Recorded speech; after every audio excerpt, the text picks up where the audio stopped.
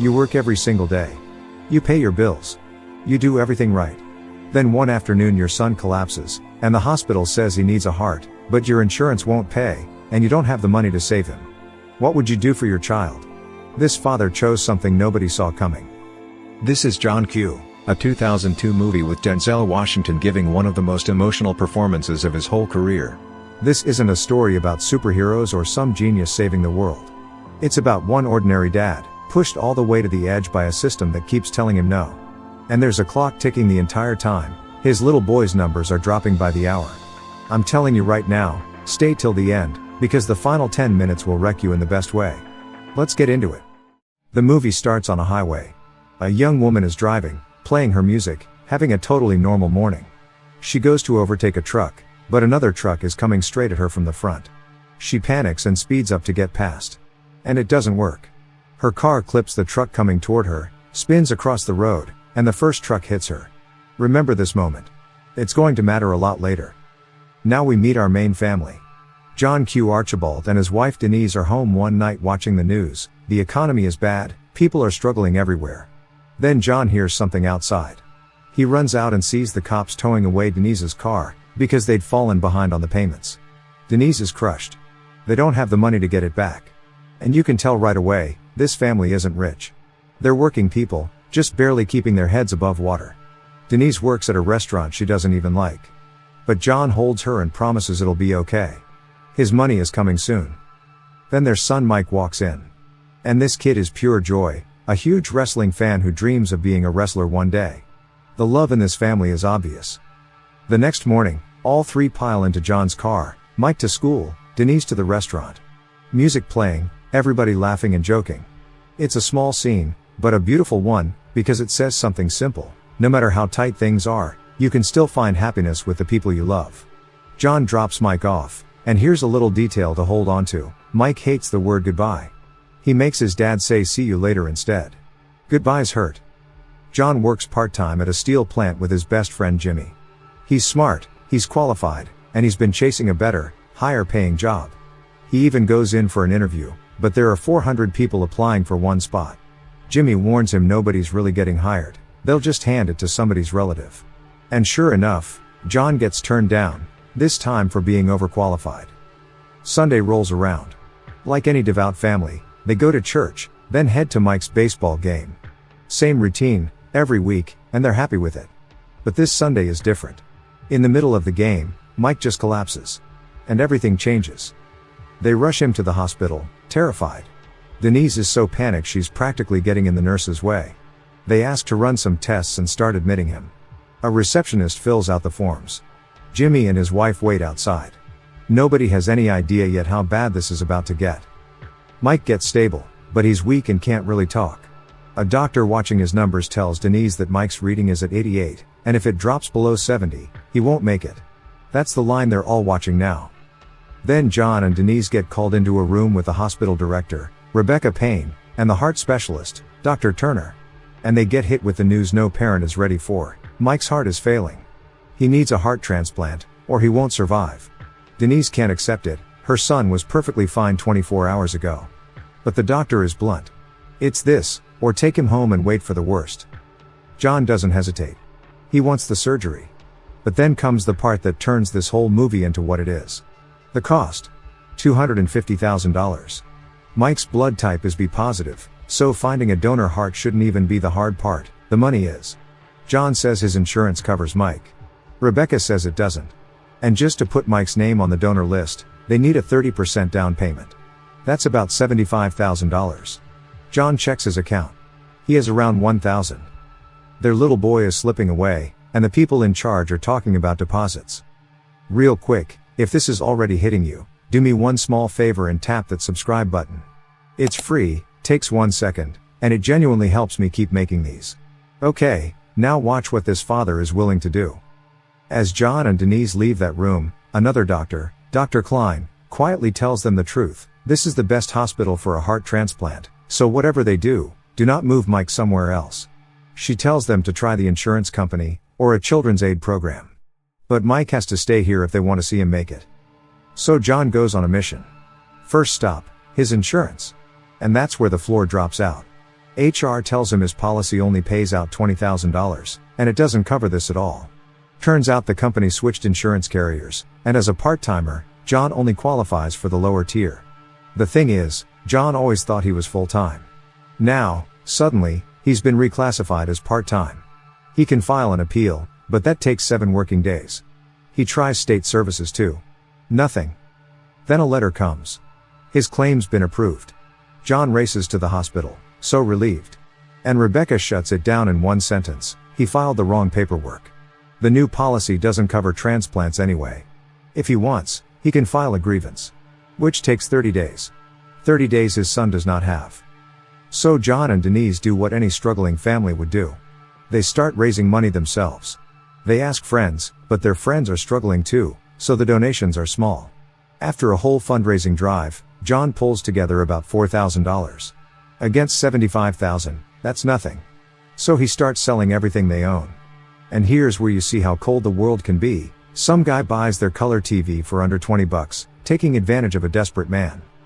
Jimmy has an idea. Go talk to a famous news reporter named Tuck Lampley, an investigative guy who could put Mike's story on TV.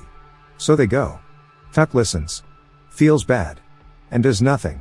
Says he has to get his producers to approve it first. John keeps going anyway. He sells all his appliances. He even sells his diamond ring, for $90. All of it together gets him around $16,000. He hands the hospital $6,000. And then his phone rings. It's Denise. And she's falling apart, because the hospital is about to discharge Mike. Just send him home. John is stunned. He races back, and finds Dr. Turner chatting warmly with a rich patient who's also waiting for heart surgery. Same doctor, completely different attitude. Night and day. John pulls Turner aside and lays it all out. This hospital does 300 heart surgeries a year and pulls in millions of dollars. Mike is one kid. Just one. Why can't they do one surgery out of basic human decency? Turner says he doesn't make the rules, he already waived his own fee, and the board of trustees makes the final call. John promises he'll pay every cent, he just needs more time. Turner won't move. And that's the moment John Q breaks. John pulls out a weapon, points it at Turner, and tells him he's going to do exactly what John says. Turner is terrified. John marches him into the emergency room and locks the door. Everyone else runs out, but John seals it with a few people still inside. Now they're staying, whether they like it or not. Let me introduce the room, because these people matter. There's a couple, Mitch and Julie. There's an immigrant mom named Rosa with her baby. A quiet man named Lester, remember him? A pregnant woman named Miriam and her husband Steve. And the hospital staff, a big, unarmed security guard named Max, a nurse, and a couple of doctors, including Dr. Klein. John moves fast. He cuts the elevator power and smashes the security cameras. But one guard spots him and calls the police. And they come quick. Enter Lieutenant Frank Grimes, a negotiator with 35 years on the job. He taps the phone lines, pulls up the hospital's own cameras, and reaches John through Max's radio. And John's demand is simple: find Rebecca Payne, and put Mike's name on that donor list. The whole building is surrounded now. John isn't scared. He warns Frank, if he doesn't get what he wants, someone in here gets hurt. Okay, be honest with me, if you were John, standing in that hospital with your kid slipping away down the hall, what would you have done? Drop it in the comments, I really want to know. And if you're locked into this story, that like button helps more than you'd think. Alright, back in. Inside, things are tense but human.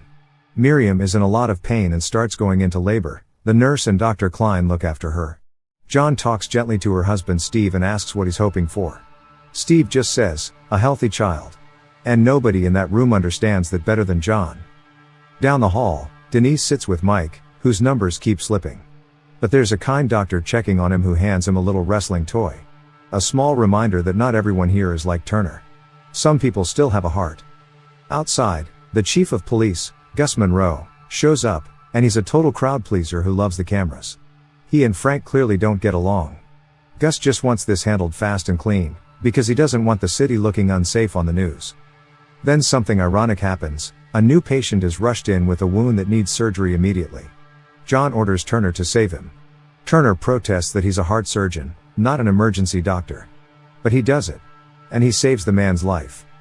And now the people inside start talking. And one of the nurses drops a bomb. Mike's heart condition? It could have been caught way earlier, during a normal checkup. But the doctor skipped the test. Why? Because the insurance setup actually pays doctors not to run extra tests. It keeps costs down and keeps the company's profits up. Everyone in that room goes quiet. Because now they get it. Now they're on John's side. And so is anyone watching who's ever felt failed by the system. Frank asks John to let some people go. John says not until Mike is on that list. But right then, Dr. Klein says Miriam has to be moved to the delivery ward. So John agrees to release a few. And that's when Mitch, the one who'd been hurting his girlfriend, attacks John with a sharp tool. They struggle. Julie jumps in to help John, and together they pin Mitch and cuff him. John breaks his nose in the fight. And Julie? She gets a few kicks in herself, payback for everything Mitch put her through. John lets the pregnant couple, Steve and Miriam, walk out, along with Rosa and her baby. And the second they're outside, they tell the news crews the same thing. This man is good. Rosa says it straight to the cameras. Meanwhile, Rebecca tells Denise they've decided to put Mike on the list. But it's a trick, just a way to get Denise to call John and talk him into surrendering. Behind the scenes, Chief Gus has his own plan, because he refuses to deal with someone he sees as a criminal. He wants to take John down by force. So while Frank and Rebecca keep John distracted, Gus sends an officer crawling in through an air vent. And a marksman gets into position. But here's the twist. The reporter's assistant, a guy named Freddie, hacks into the police signal and gets access to the cameras inside the hospital, including the private call between Denise and John. And he puts it on live TV. Now the whole city can see and hear everything happening in that room. And that call is devastating. As John talks to his weak little boy, everyone tears up, the staff inside, the crowd outside, all of it. Even Rebecca finally softens. She sees what she's done, and something in her changes. She decides, for real this time, to put Mike on the list, and says the hospital will cover the cost. Frank thinks she's lying. She's not, and she's insulted he'd even think it. Alright, this next part is the reason people still talk about this movie decades later. What John does here, nobody sees coming. So if you're not subscribed yet, do it now so the ending lands the way it's supposed to. Trust me. Let's finish this. Just as the officer in position takes his shot, Lester tells John he's on TV. John realizes he's being watched, but a beat too late. The shot clips him in the shoulder. But the officer tumbles down from his hiding spot, and John grabs him, overpowers him, and uses him as a shield. Outside, the crowd goes wild. They think the police just fired on an innocent man. The mayor is now calling to shut the live feed down. John walks out holding the officer and confronts Frank for lying to him. And he gives one final demand. Bring Mike to me, and I'll give up and let everyone go. Frank agrees. They bring Mike into the emergency room. Turner takes one look and warns John, the boy doesn't have much time left. And that's when John makes his choice. He offers his own heart. He knows he's a match, same blood type, so he can be the donor his son needs. Turner refuses at first, it's not ethical, and he could lose his license. Klein and the nurse beg him not to. But John has already decided. He's ready to make the ultimate sacrifice so that Mike can live. And Turner, realizing John truly means it, decides he won't let a good heart go to waste. Julie and Max step up as witnesses to what John wants. So John sits with his son for what he believes is the last time. He tells Mike it's a miracle they found him a heart. He tells him to be kind, to be good, to live a full life. And here's the detail that guts you. The weapon John brought had been empty the whole time. Empty, except for one single round. One he was only ever going to use on himself. But remember that woman from the very first scene? The highway accident? She didn't make it. And her body has just arrived at this exact hospital for examination. She was a registered organ donor. All her organs are still good, including her heart. And her blood type is B positive. The match for Mike just walked in the door. Rebecca realizes it and lights up. She tells Denise, the heart is here. It'll be ready in 15 minutes. Denise can't believe it, then takes off running toward the operating room to stop John before it's too late. Because John, thinking she'd only try to talk him out of it, had already switched off his radio. And just as John is about to go through with the unthinkable, the moment passes. It doesn't happen. And the news finally reaches him, there's a heart for Mike. The miracle he'd been praying for came at the very last second. John lets everyone go. And then Lester, the quiet man from the room, pulls a cap on, poses as John Q, and surrenders to the police to buy John time. The crowd cheers for him, though Frank knows instantly it's not the real guy. John slips into the operating room with Mike, disguised as a surgeon. Frank, who saw the whole switch, lets him stay and watch his son's surgery before making the arrest. And the transplant works. Mike is going to live. Then Frank walks in quietly and asks John to put the cuffs on himself. And John does. 3 months later, John's stand has turned into a national conversation about healthcare in America. Everybody's arguing about it. At his trial, he's charged with kidnapping and attempted harm. The jury clears him of the most serious charges, but finds him guilty of kidnapping and false imprisonment. He's looking at 3 to 5 years. The movie ends on a note that somehow feels both heavy and hopeful. John says goodbye to the people he loves. Well, see you later, the way Mike taught him. Denise tells him how proud she is. And Mike, healthy again and full of life, thanks his dad for everything he was willing to give. Lester calls John his hero. And you just know it's only a matter of time before this family is back together. And that's John Q., a regular father who ran out of options, but never ran out of love for his son. One of those movies that stays with you long after it's over. If this recap moved you, hit that like button, subscribe, and turn on the bell so you don't miss the next one. And tell me in the comments, if the system failed your child like this, how far would you go? Catch you in the next one.